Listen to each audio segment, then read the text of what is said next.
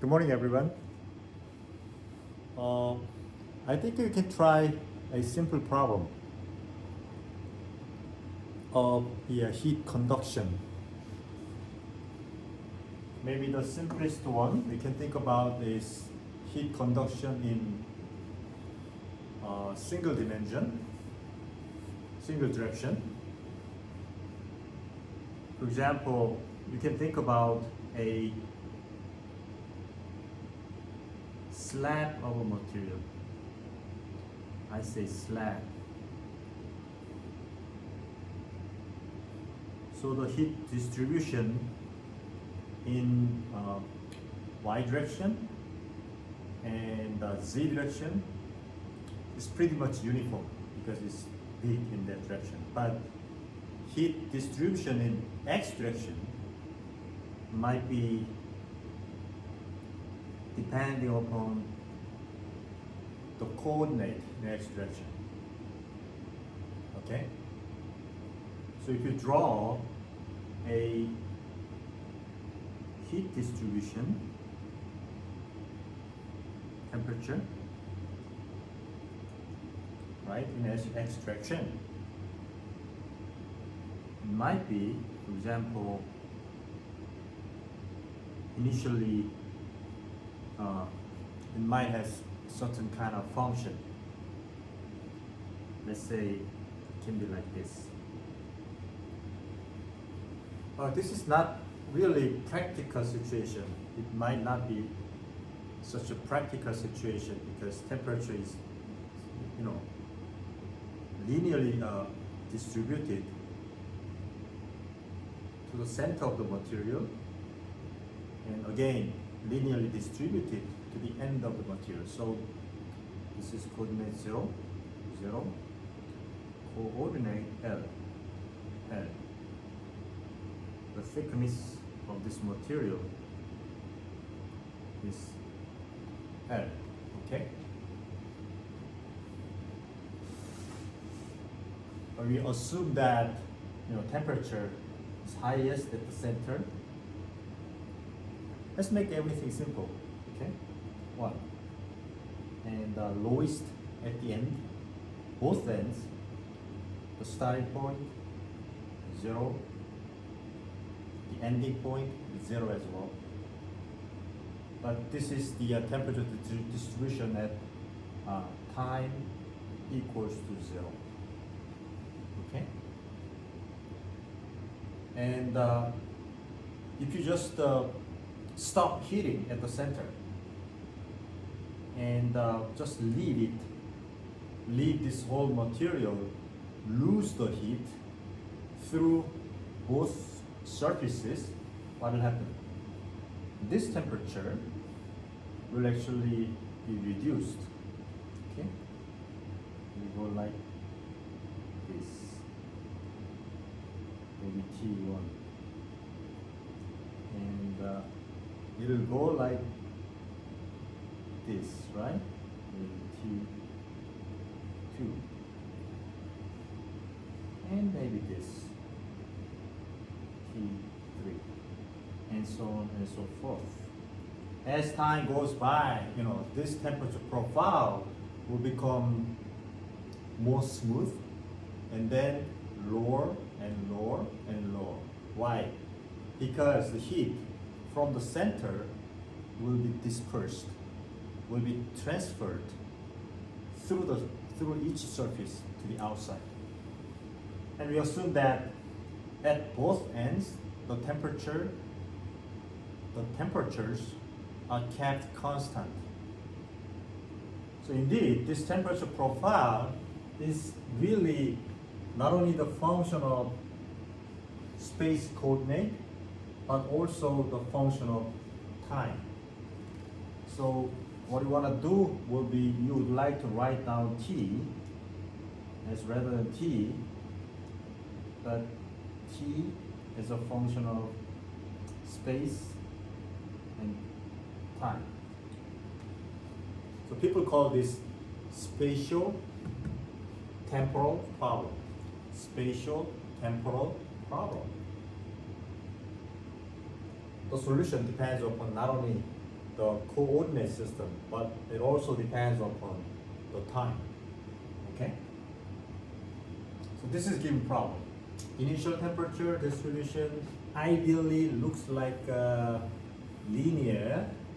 However, as time goes by, you just release the heat through both ends, and this profile becomes smoother and lower. Okay? Well, this is a solution we have already, right? This is the understanding of the physics. You already know that, well, it will go like this by our experience, right? What's important here is that, well, we would like to know how quickly this temperature profile will change. In what kind of shape this profile will change. Just because of that, we would like to set up an equation and solve the equation and track down all these kind of answers. That's what you want to do, right? So if you want to do that, well, here you would like to obtain the temperature distribution. The only fact we know about this heat conduction is, well, first of all, heat conduction equation, which deals with the heat flux, the heat transfer per unit amount of area, Q, double prime. How can we calculate T out of such heat conduction equation? And second, well, this whole slab of material can accumulate the heat, right? And related to that, we know that, you know, such kind of accumulation can be explained by heat capacity, right? CV or CP.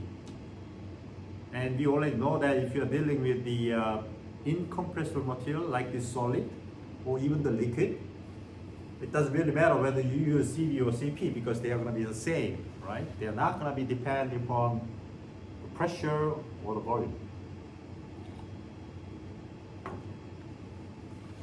So in this case, if you want to know the details about the temperature, well, we need to sit down and think about it. The only thing we have in our mind is two equations. First of all, heat conduction equation and heat capacity. So because of heat conduction, you know, heat energy will be accumulated or dissipated into or out of this material respectively. So how can we create an equation that explains such kind of phenomena? Well, such kind of phenomena occurs, you know, really little small volume, and across the whole volume, you know, we can apply, we can induce, we can derive equation that explains the whole phenomenon.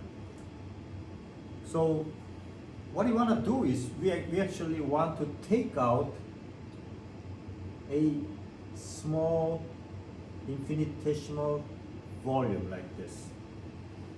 But remember, heat transfer occurs in one-dimensional space. So heat comes in and heat goes out only in this direction. Okay? So the top and bottom, they are all can be considered constant temperature. If the temperature is constant, there will be no heat flux. So there will be no heat flux in either y direction or z direction. It is only in x direction where the heat will actually be transferred. So with this little slab of material, we'd like to set up an equation.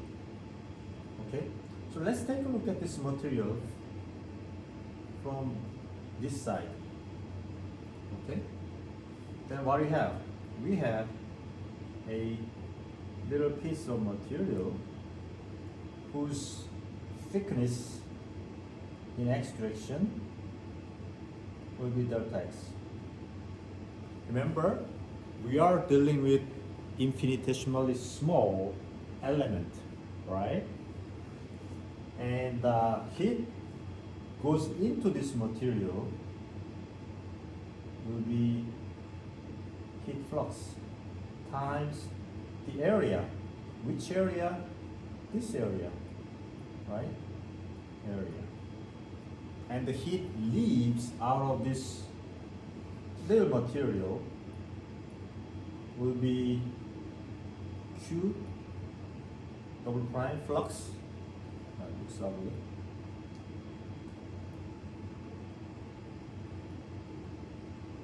This little variation, right?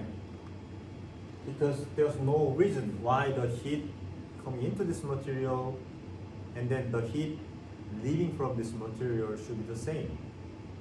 It might be different. So this accounts for such difference. And of course, this is heat flux, so we need to multiply by the area.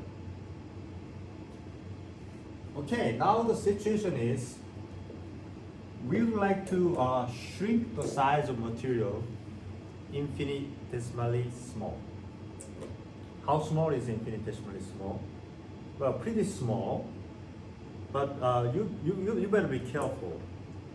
You don't want to reduce the size of material down to a dimension that interferes with molecular structure or mean free path of a phonon, because in that case you need to think about totally different picture, right? Because the phonon will get scattered before it reaches at the end of this material. In that case, heat transfer will be totally different. So this is kind of ideal assumption. Very small, but not as small as molecules. Okay? But even in that case, what you can think about it is you can think about a conceptual view of this whole thing.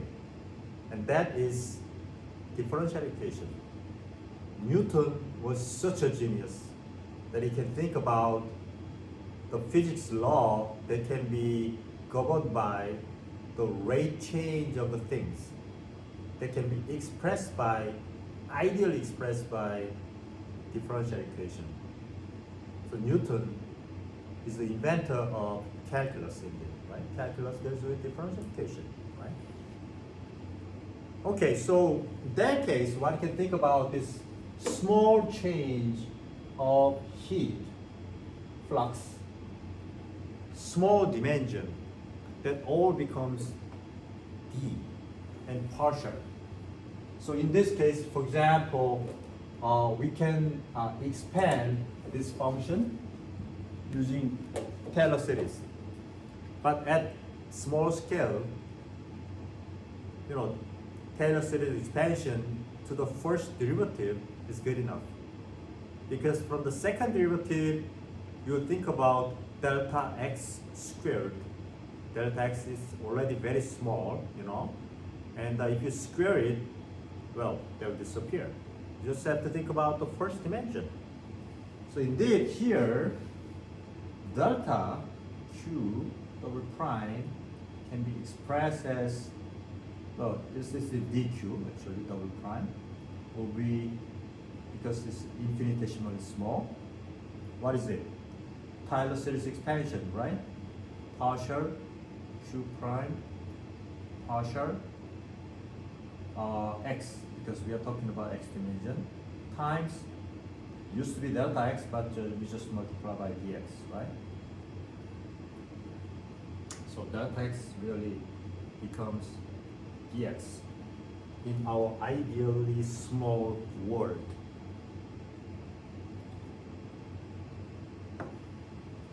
So there's a heat coming in, heat energy, flux, heat leaving, heat energy leaving from this mass.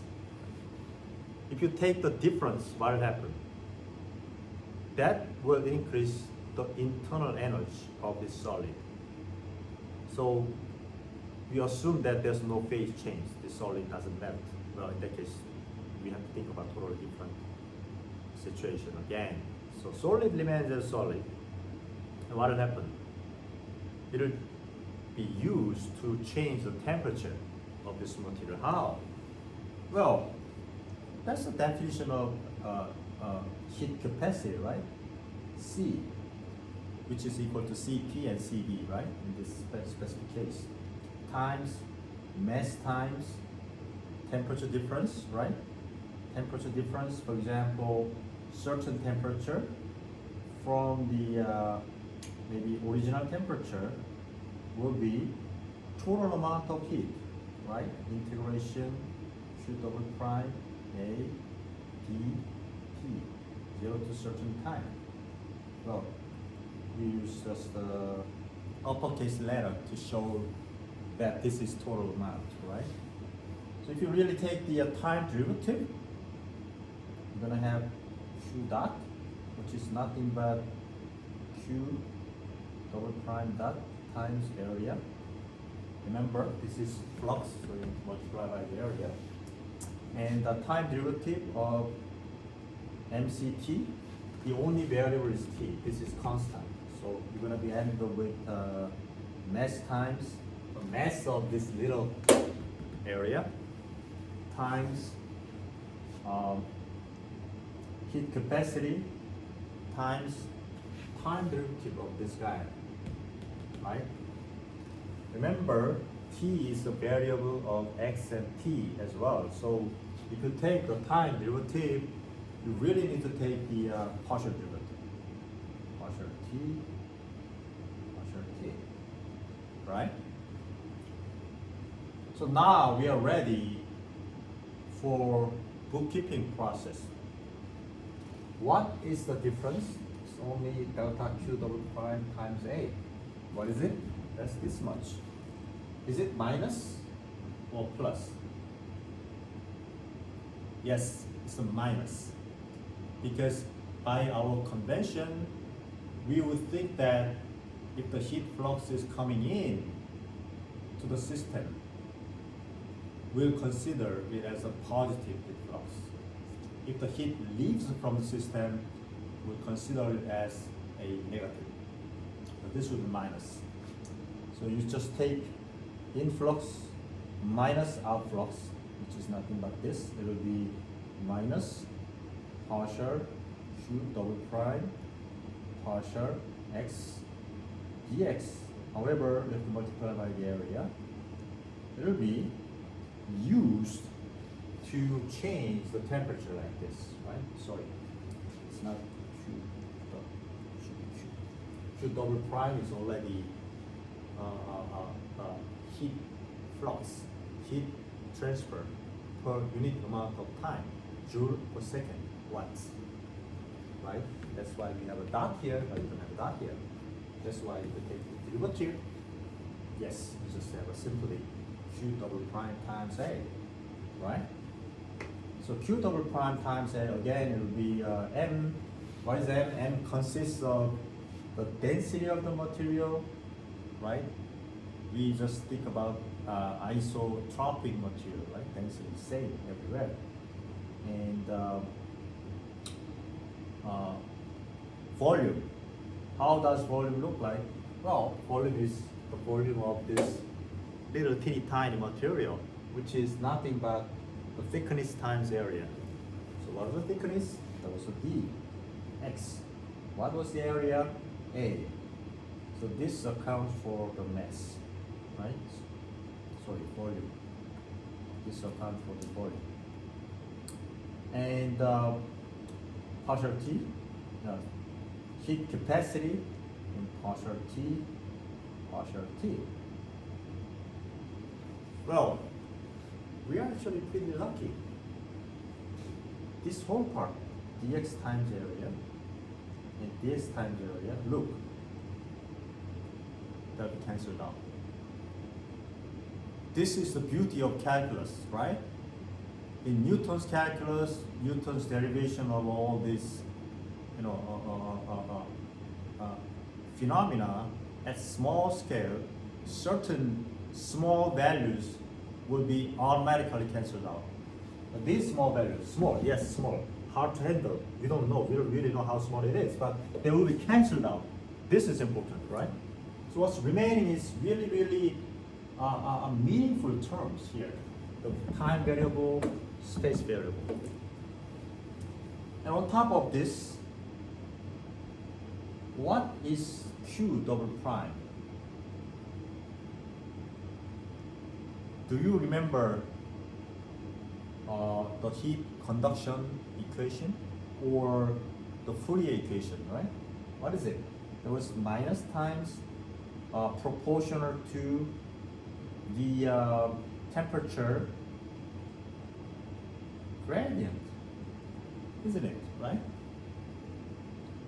And this is indeed not, as I explained, not a law, but just the observation and idealized modeling of our observation. Experimental law, indeed. Experimental perception, indeed. Okay? So we just plug in here Q double prime to this location, right? Then what do you have? We have minus minus plus. That's even good, right? Even better. And we assume isotropic material K times partial partial. There are two partials, right? So double partial squared T partial x squared equals to density times heat capacity times partial T.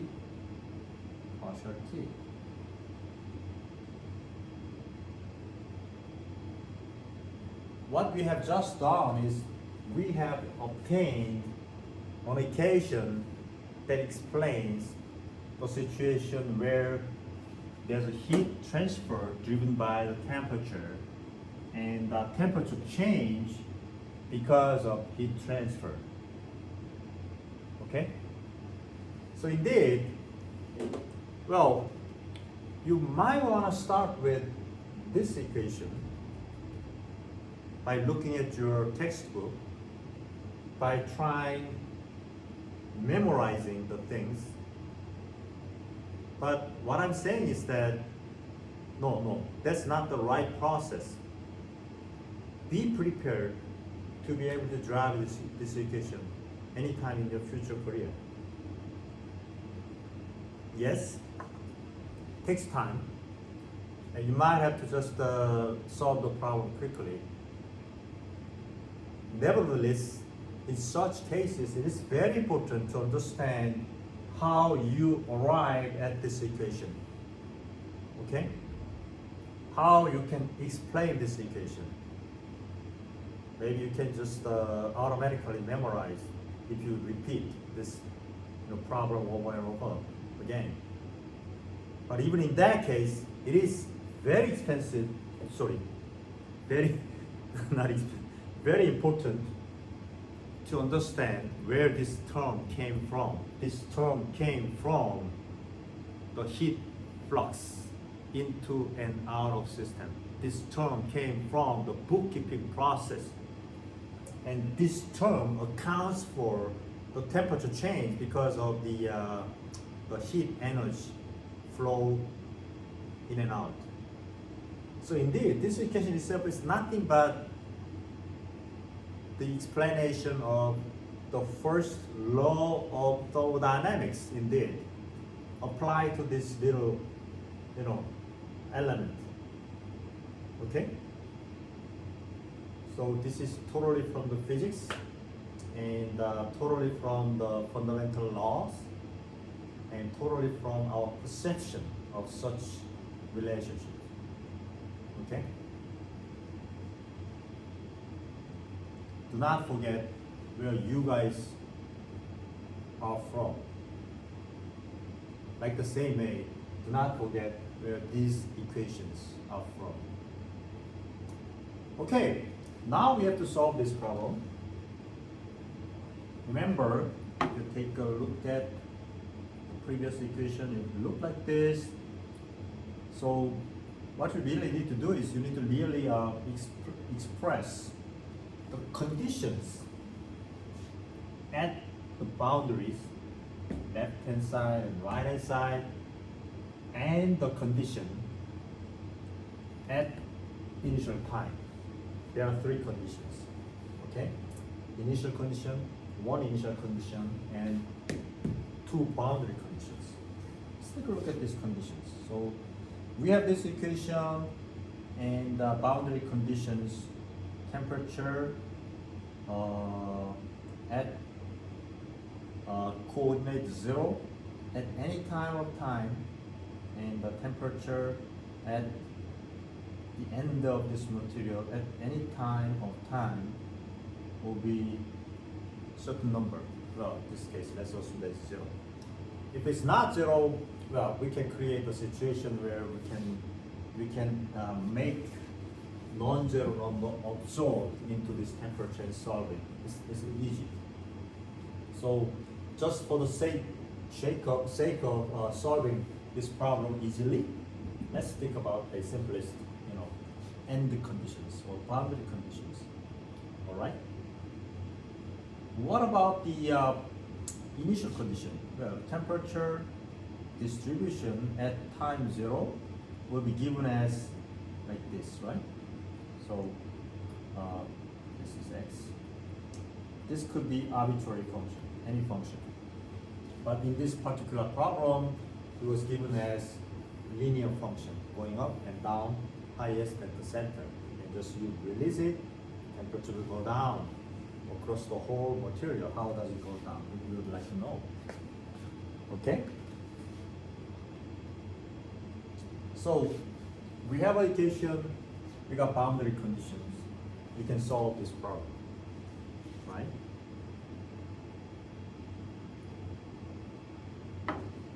How? Any idea how we can solve this problem? I believe you guys have taken engineering mathematics. What did you learn from the engineering mathematics 1?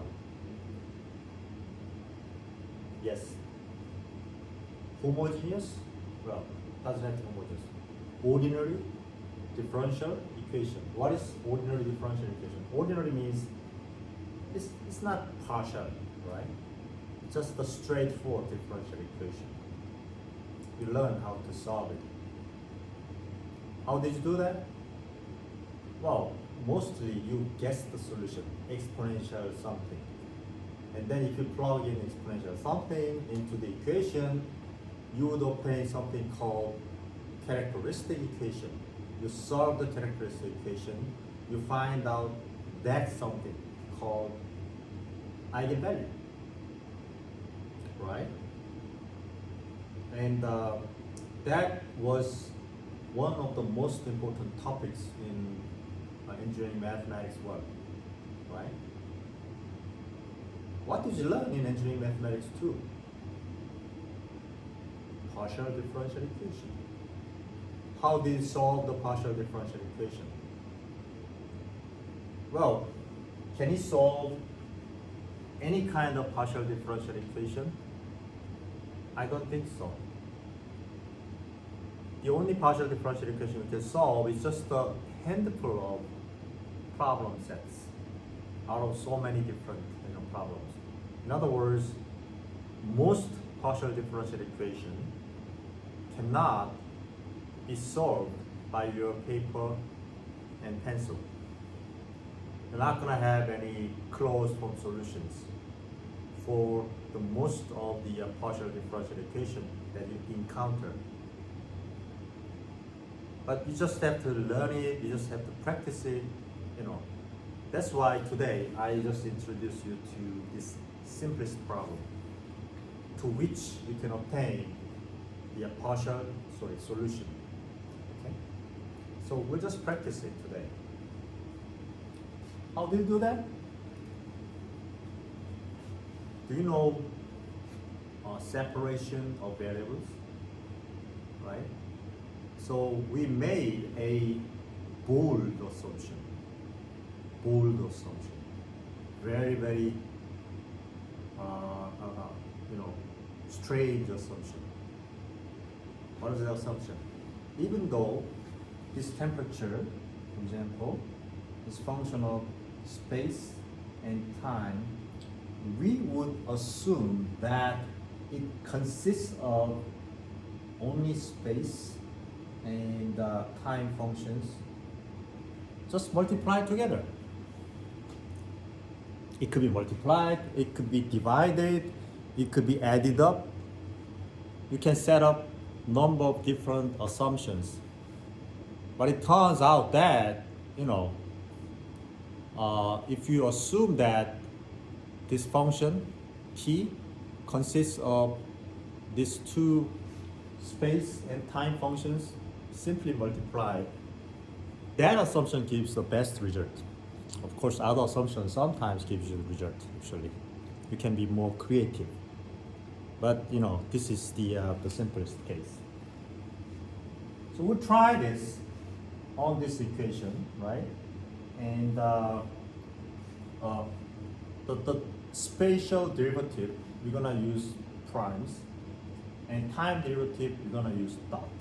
So for example, if you just plug in here, double derivative regarding x, so time doesn't really matter, right? So we have k times h double derivative, right?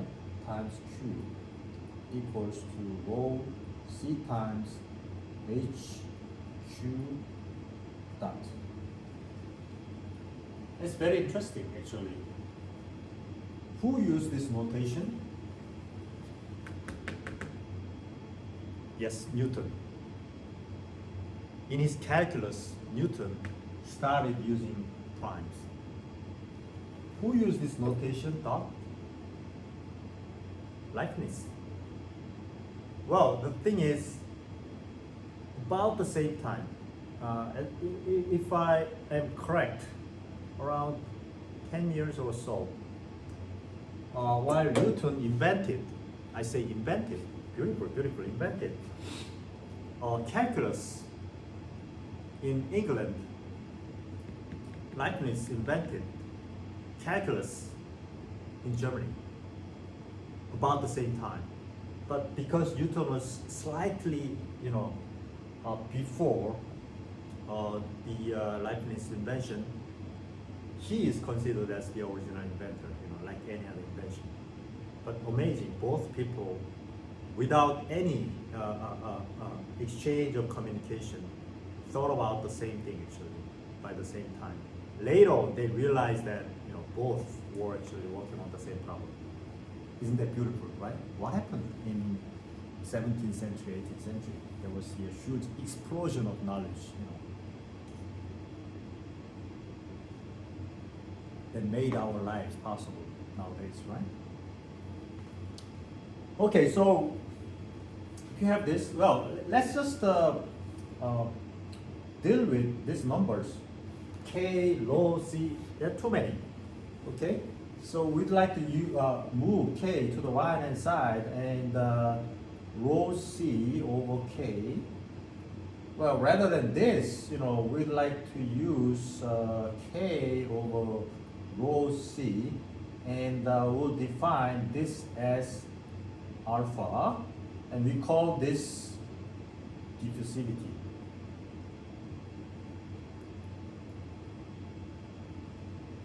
This is a really important, meaningful parameter, diffusivity. And what it really means is that it is the ratio between conduction and storage. In other words, if you have a high diffusivity, that really means that this relative ratio is large. That really means that heat transfer in conduction will occur faster than the storage. If diffusivity is low, that really means that, well, compared to heat conduction, heat capacity is so large that heat doesn't diffuse very well. So this is really beautiful result. Indeed, throughout this derivation process, it's not just simply the equation that we obtain, but we can obtain physically meaningful, physically important parameters,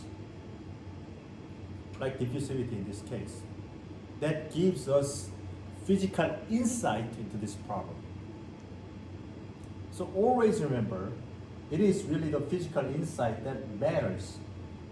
Well, equation matters, of course, we have to know the accurate solution, but everything originates from physics, okay? So, well, diffusivity is defined this way, so you can write down this equation one more time, HWQ, since rho C over K is on the right hand side, so if you want to express in terms of diffusivity, it will be 1 over alpha HQ dot.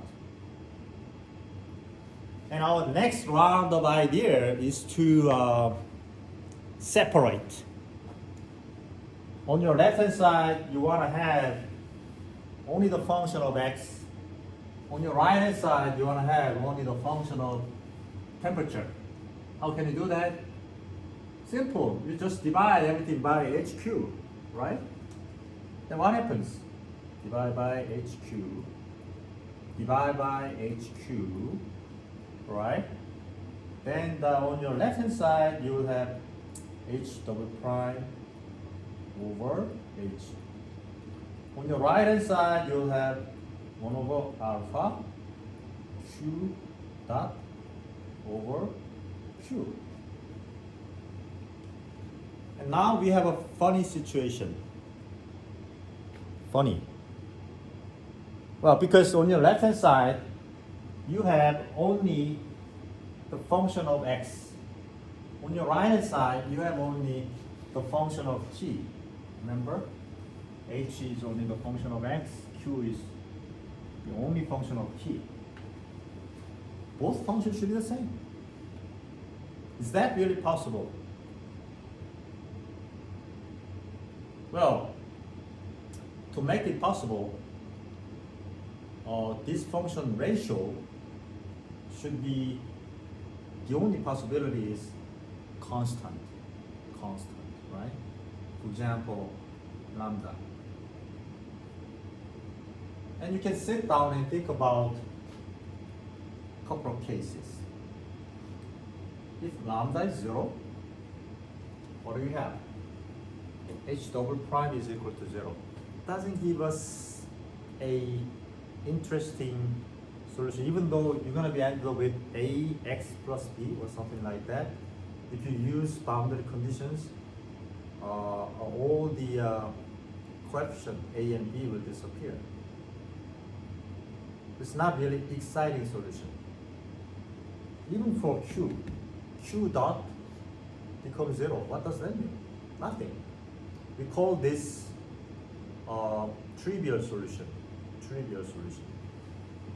So in this case, you're going to be ended with trivial solution. If lambda is positive, what happens? Well, we just plug in, and you see that h double prime minus lambda h equals to 0. You're going to be ended up with a characteristic equation with the positive real lambda, in it, exponential function. And again, if you use boundary conditions, remember the boundary conditions? At both boundaries should be 0. So you're going to be ended up with, again, trivial case. What about negative? Yes, non-trivial cases. Why is non-trivial? We'll see. So, we say that lambda should be less than 0. We call this negative definite case. Negative definite case. Okay. So rather than using lambda, if lambda is a real number, I would like to use lambda squared minus. How about that? Lambda is a real number, lambda squared is positive, and just put minus here. It's negative positive. Definitely.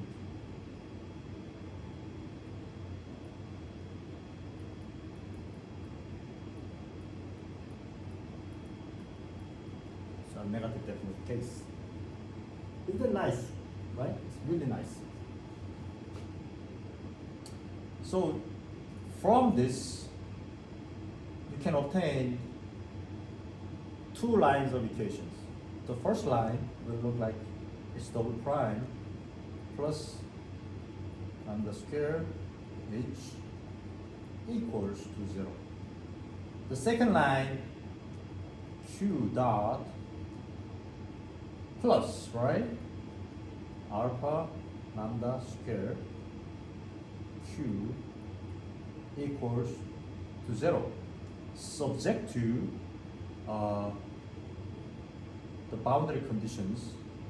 That case t 0 anytime, t l anytime is 0, which is equal to h 0 times qt. What this really means, is that, well, q is arbitrary function of time, not arbitrary, non-zero function. If q is 0, it's meaningless. So it's not 0. So this really means that actually h 0 is 0, right? And same, h is 0 as well. And q, we can use initial condition, right? T, any function of time, it's just the prescribed function of time. Sorry, function of coordinate system. And we call this initial condition. We call this boundary conditions. So we got 1, 2, 3 conditions associated with this solution. It just happened that, look, this is second order, then needs 2 boundary conditions. This is a first order, then need a boundary condition. So 3 boundary conditions are just good enough to solve this problem.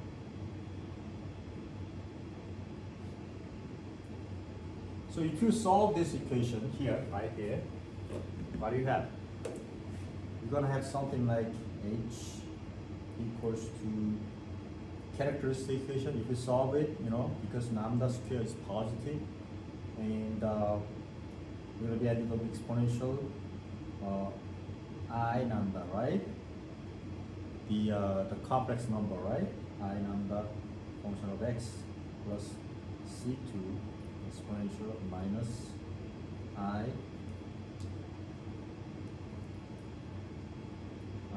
lambda x as a result of solving a characteristic equation, because characteristic equation will be lambda squared, x, right?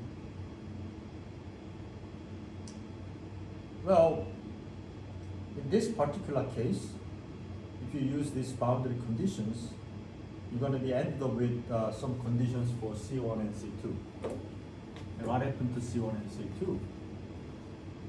Yes, C1 plus C2 equals to 0, and C1 times is equal to I lambda L plus C2 times is equal to minus I lambda L equals to 0 as well.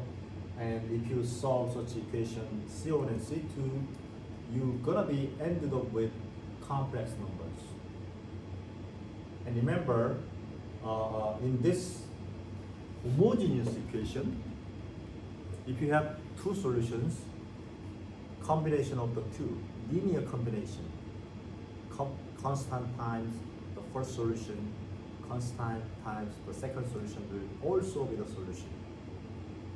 And since you have complex numbers, complex exponential functions, you're gonna be ended up with sine and cosine functions in that case, right?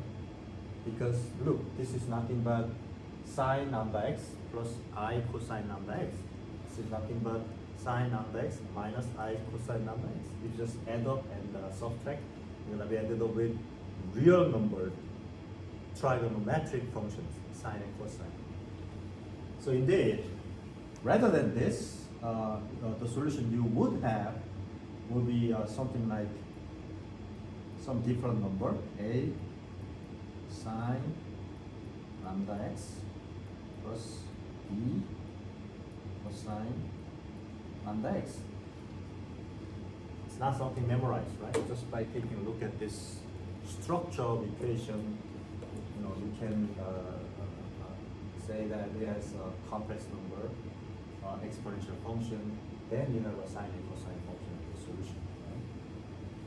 So if you just plug in these boundary conditions, h0 will be what? This is 0 with c, right? Because sine 0 is 0, cosine 0 is 1, will be b is 0. We are lucky. This whole term disappears. And second boundary condition is HL. Well, because b is 0, you don't have to use cosine anymore.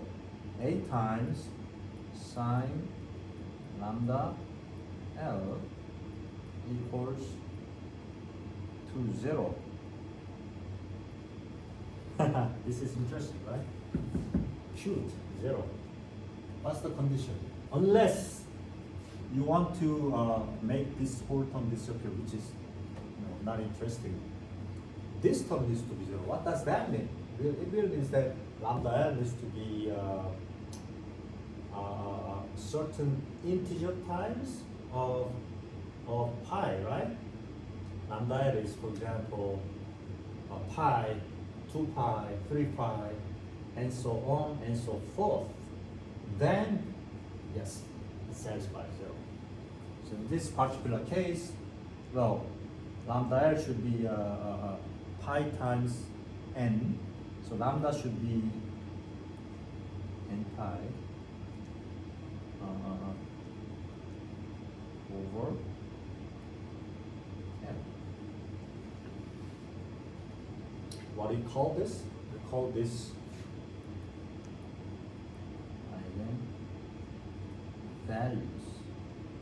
values plug, because n will become 1, 2, 3, and so on and so forth. Again, this is a homogeneous equation.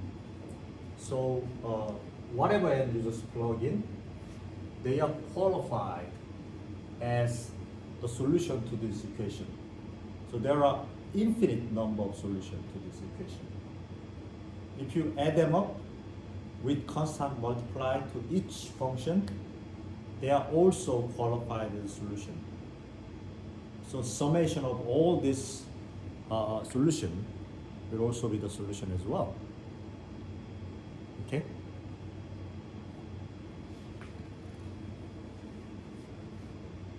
So that's H. And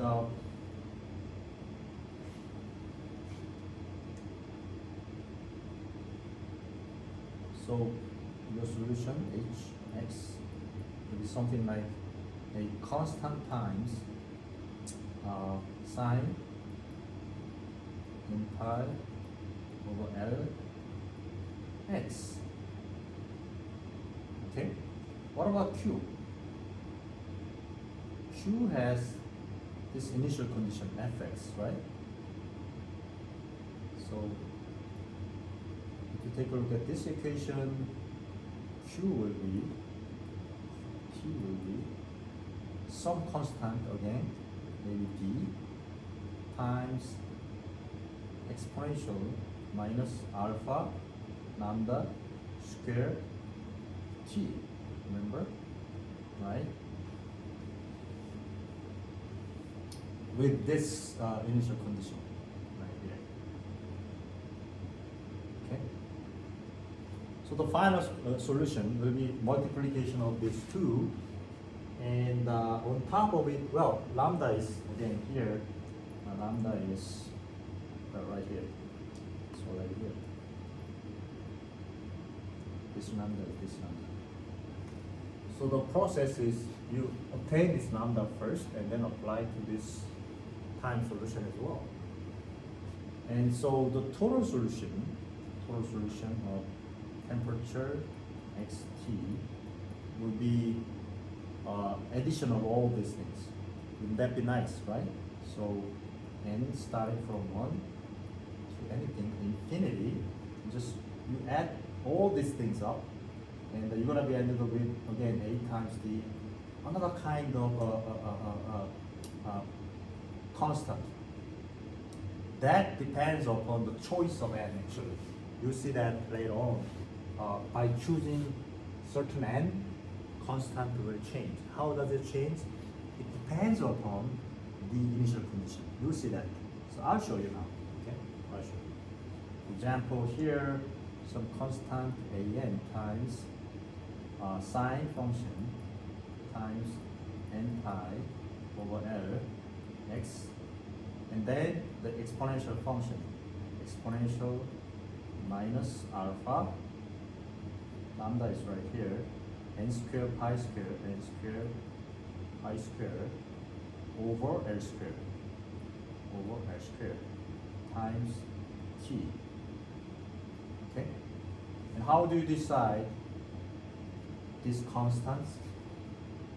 Well, in this particular eigenvalue problem, there's a beautiful characteristic embedded into these functions.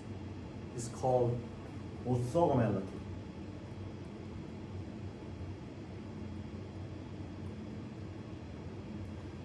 By a certain definition of inner product, in vector space inner product, in functional space inner product, and in functional space certain definition of inner product is actually integration with certain rating factors, right? With such kind of certain proper definition of inner product, you can actually use such phenomena to eliminate any other things than the interested function. Look, interested function, interested parameter is this. We want to obtain what an should be in order to meet the condition that we haven't used yet, initial conditions. So, yeah, this should be initial condition, sorry. This should be tx 0. Initial condition, right? So the moment we plug in 0 to the time, this whole term will disappear, right? Only term remains here, right? And that is actually shown as like this. Summation n equals 1 to infinity, a n times sine n. I'm just copying it. L x. This is 0. At t equals to 0. What is this? It should be fx, prescribed time. So in this particular case, fx is actually 0 to 1, 1, like this, linear function, right? So it is like twice x, if x is less than half, twice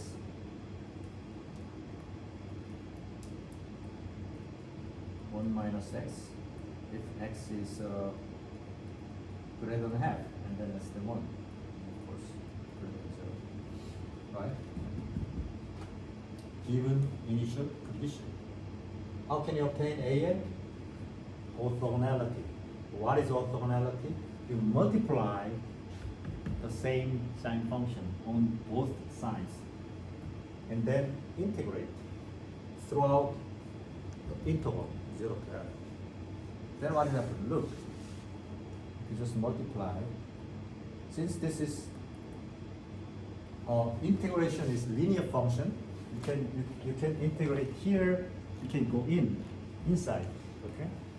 So an times integration 0 to L sine n pi times L times sine n pi times L x.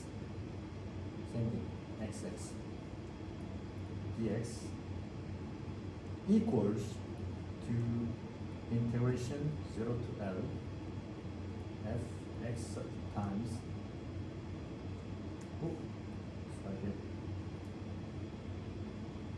sine n pi over L x dx. Now, well, what I have just did was kind of confusing. I wanted to multiply both sides with, for example, this is n. I would like to obtain a n, then probably multiply by n. Okay. Sorry.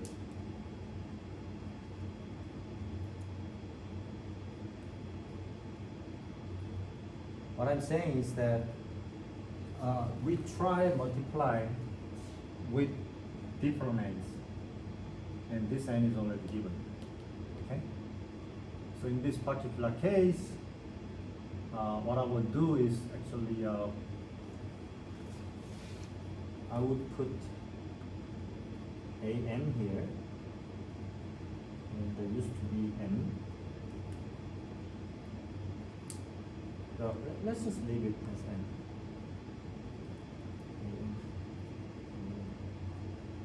And multiply by a n used to be n equals to 10.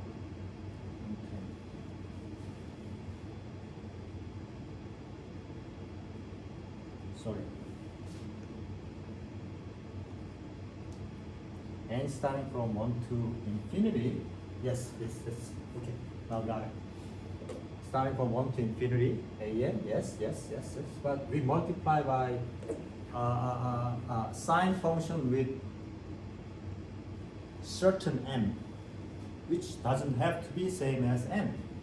So this could be m. Okay? But now something magical happens. What happens on the left hand side?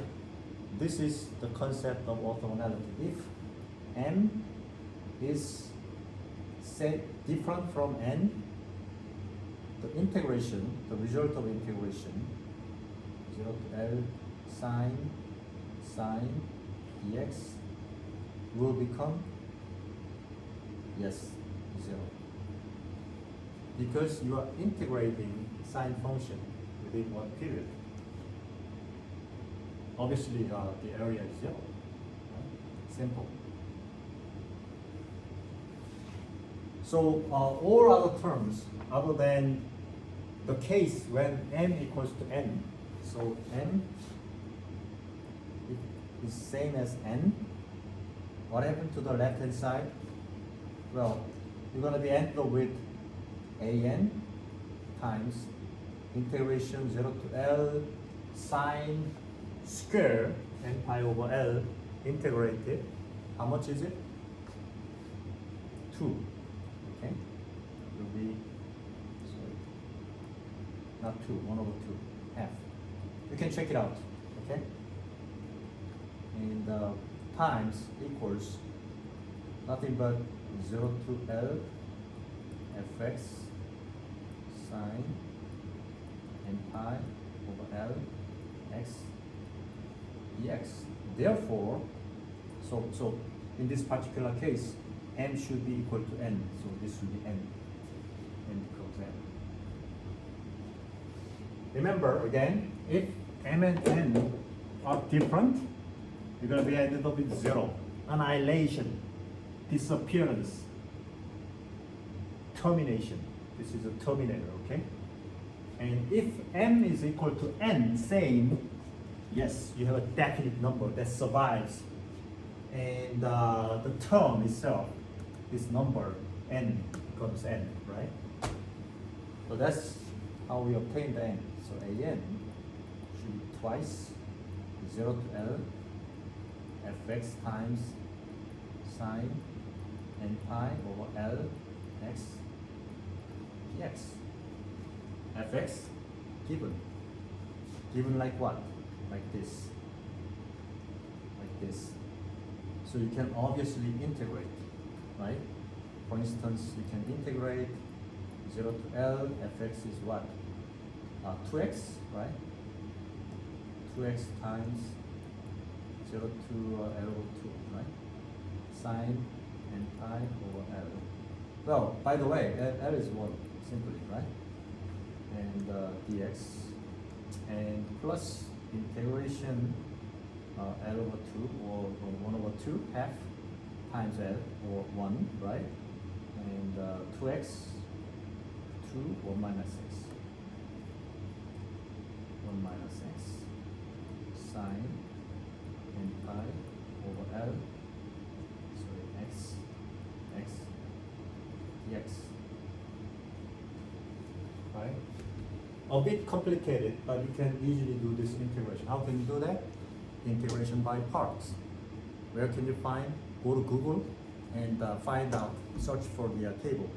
Yes, of course you can do it, but just to save the time, you can just search for the table. Or you can use MATLAB. MATLAB has a beautiful, embedded code for this symbolic operation. Okay, so that's how we can obtain n. So let's take a look at solution again. Solution will be like this. Temperature is a function of space and time. Will be infinite addition of this sine function multiplied with particular constant that changes as n changes times time function, exponential function. Look, this exponential function, if time goes to infinity, this goes to 0, yes, the whole temperature will become boundary temperature. Makes sense, right? And the an is decided by the initial condition. Okay? Okay, let's try 10 more minutes. The solution we obtained has this form. And in order to obtain an, you need to do this integration. And you can use paper and pencil. But then you have to do the summation from 1 to infinity. That's impossible, right? So maybe we'll try up to 10, 20. Even in that case, it takes a lot of time. So let's make our computers do that. We have a beautiful package, MATLAB, and then you can use it. For instance, even the integration, you can use something called symbolic operation. Let's try that. So, symbolic operation of x and n. And let's define the function f1 equals to, remember there was 2, and the 2 times x and times sine n pi over L. And the L, let's make it 1. Let's make it simple. So n times pi is pi, like choco pi, pi, right? N pi over L. And times x is a variable, a symbolic variable. Yes, our function is defined. And what you want to do is you want to integrate all these things. Well, what is f2? The other function is 2 times this time is going to be 1 minus x, remember, right? And times again sine n times pi times x. Beautiful, right? And you want to integrate these things. So let's say f equals to f1 plus f2, the whole function, and you want to integrate this function from 0 to 1 to obtain an, right? And how can we integrate this? Sorry, I did something wrong. Anyways, integrate, say, integration is 1. IF1 probably equals to integrate the function f1 starting from 0 ending at half. Okay, so this is wrong. You don't want to add them up. You don't want to add them up, right? It's not something you add. It's conditions. So f1 you just integrate and from 0 to half, symbolic integration. Our computer is very smart indeed. They can do symbolic operation. You're going to end up with the same result, but calculation is very complicated. IF2, for example, same thing, integration of f2, starting from half to 1, isn't it, right? And you have another expression. Now you have IF1 and IF2. Well, what do? You just add up IF1. So total function is actually IF1 plus integrate result of 2. Now we have this. And I just copy the whole line and then attach to my program. It's right here. Look, this is my program. Well, basically, the x coordinate starting from 0 and ends at 1, remember? And the temperature initially defined as certain length. And this function is, the function given is right here. Coefficient, an, right? An is the function. It's pretty long, right? I just copied and pasted. And what I do is actually we change n from 1 to 10, right? And find the coefficient a1, a2, a3 until up to a10, and then just multiply with sine function and add them up, keep adding up. That's summation, right? Summation. And then I'll plot this graph of the whole summation. When t equals to 0, we just plot the whole summation. That's it, right? So at t equals to 0, you will see that, by construction of all these sinusoidal functions, you can construct the sharp linear function out of it. That's first demonstration. And if you just add them up and just plot the whole thing, you can compare all these things together. That's the first thing you want to do. I'll try. Let me show you. So this is function name, the program name heat transfer solution. Okay. So I'll show you. Heat solve. Look, I have a beautiful graph. Remember, this is a case for the initial condition t equals to 0, but n equals 1. If you just use single function to approximate this initial condition, they don't quite match, even though they're pretty similar, right? So the second thing you can do is actually you can use one more function. Now obviously, the second mode should disappear. Remember, this is sinusoidal function that goes positive and negative here. But remember, this whole function is symmetric. So such non-symmetric function cannot be used. So weighting factor will be 0. It will automatically disappear. And that'd be nice, right? And the third one, yes, we have a symmetric function. If you add them up, add this and this together, you're going to be end up with this graph. Look, it's pretty close to initial condition now. So we are still reconstructing the initial condition. So this becomes 3, 4, nothing, 5, addition. Look, this part becomes higher, and sharper, and equals to 10. Sorry. I'm just running along.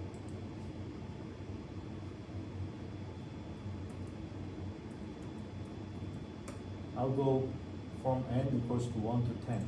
Yeah. 1, 2, 3, 4, 5, 6, 7. Look, that's close.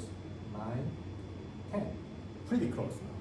So if you use, for example, n up to probably 30, 40, 50, this representation will be quite accurate, quite precise indeed.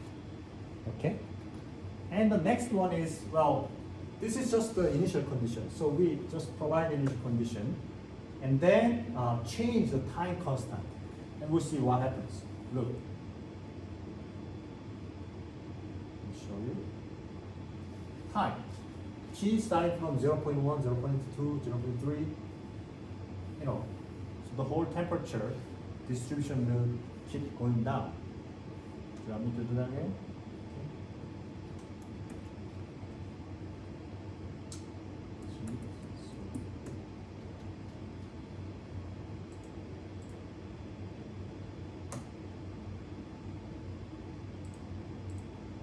And 1, 2, 3, 4. This is just for the first part. 7, 8, 9, 10. And then the next one, look. Initial condition, right? And then as time goes by, the whole temperature profile will actually be reduced and become more and more smoother, right? So that really tells us the real physics that's happening. That coincides with our initial perception, initial understanding, right? Okay, so let's summarize what we have done today. I actually wanted to do a little bit more than this, actually, try to generalize the whole picture. The thing is, if you want to solve the problem, even though it takes time at first, don't rely on the equation from the beginning, like they do in this textbook. You are given the equation, you just try to solve it, memorize it, don't do it. Just look at the problem. See what kind of resources you have, what kind of basic understanding you have. Then, if you need it, derive the basic equation. Well, even though you cannot derive the basic equation because it might take too much time, you might need more understanding, well, in that case, you can open the book and then find out about the equation. Then you understand the physics, the reasoning process governing the equation. That's very important. And then use the equation, use your knowledge in mathematics to solve the equation. Try your paper and pencil method first. It might not work. In many cases, it's not going to work. But if it works beautifully. Otherwise, up to the certain portion, just use your paper and pencil. And then later on, you're going to use computer for the whole process. And that is called numerical method. So later on in chapter 3 and chapter 4, we're going to learn how we can use the numerical method to solve this conduction problem as well. Okay? So we actually went through the whole process of physics understanding, driving the equation, solving the equation, interpretation, even the use of computer to accelerate our speed and understanding process. Okay, I can stop here now, and let me see. Next week, we're gonna finish up chapter 2 very quickly, and then move on to chapter 3. So let me see, chapter 3. Chapter 3 is about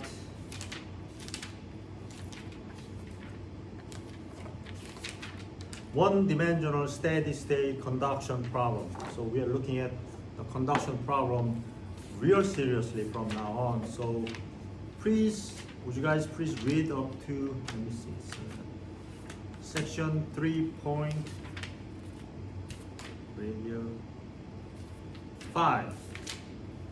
3.5 is too much probably. 3.3 and why don't you read up to 3.3? Okay? Please read up to section 3.3 when you come next Tuesday. Have a great weekend. Enjoy the spring and stay healthy. I'll see you guys later. Thank you.